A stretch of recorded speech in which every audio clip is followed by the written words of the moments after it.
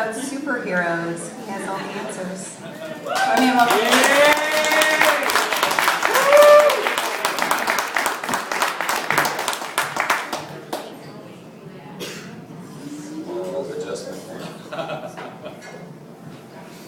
There we go, how's that? Okay, this piece is called Between the Branches. Mom says she doesn't know why I spend so much time up here. She says it's just a bunch of 2x4s and plywood nailed between some branches. But up here, I don't have to share with my brother. And Dad doesn't yell at me for singing too loud. Tommy says he can see all the way to the next town from his treehouse. But he always makes stuff up. I know my treehouse is the highest on the whole block. In the daytime, I can see all the way out to the Christopher Ranch. Sometimes, I can even see Laura riding Lucky down the trail behind their barn. I wish I could still ride with her, but after Lucky got spooked and bucked us off last time, Mom won't let me ride anymore.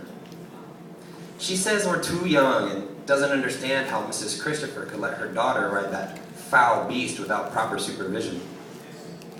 Sometimes, I wish Mrs. Christopher was my mom. One day, last summer, Mrs. Christopher let me help Laura brush Lucky and said we did a better job than any ranch hand she'd ever seen.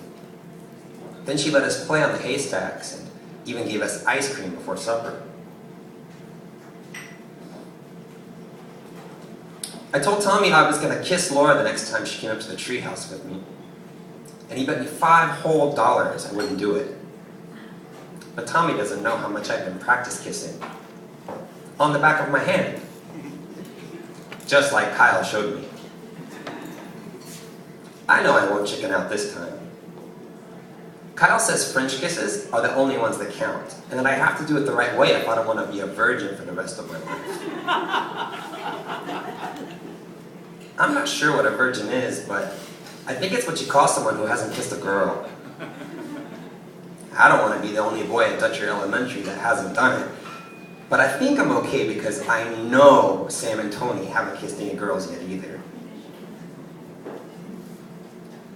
Yesterday was the first time I saw Kyle since his brother Sean died in Iraq.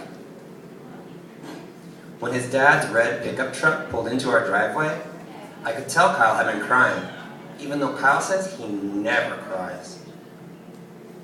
When she saw they arrived, Mom rushed out with a basket of things she had baked.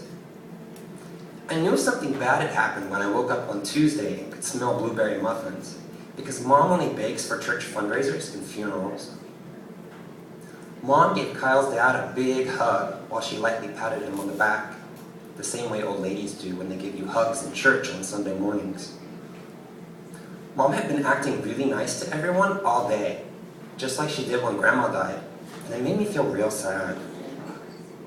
Even though Dad says I'm not supposed to hug other boys, I wanted to hug Kyle anyway and tell him how everyone keeps saying his brother is in a better place now. I thought about inviting him up to the treehouse so we could practice kissing, but he wouldn't even look at me. He just stood behind his dad and stared at the ground, so I put my hands in my pockets and wiggled my toes instead. Kyle's dad said, "God is good," and I watched as his breath formed little clouds in the morning air. Then he smiled so big it nearly broke my heart.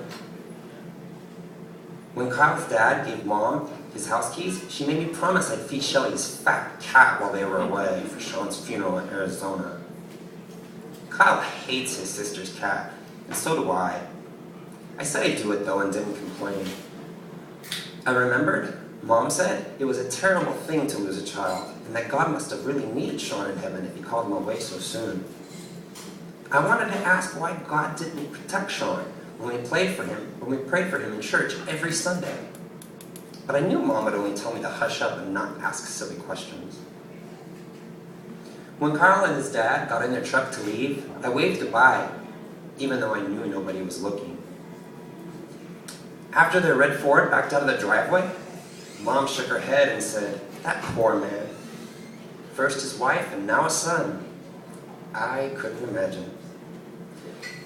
Then she leaned over and kissed me twice in the middle of my forehead. I usually wipe Mom's kisses off right away, but this time I left them alone and wondered if Sean's mom was kissing his forehead in heaven now. Bravo! Bravo!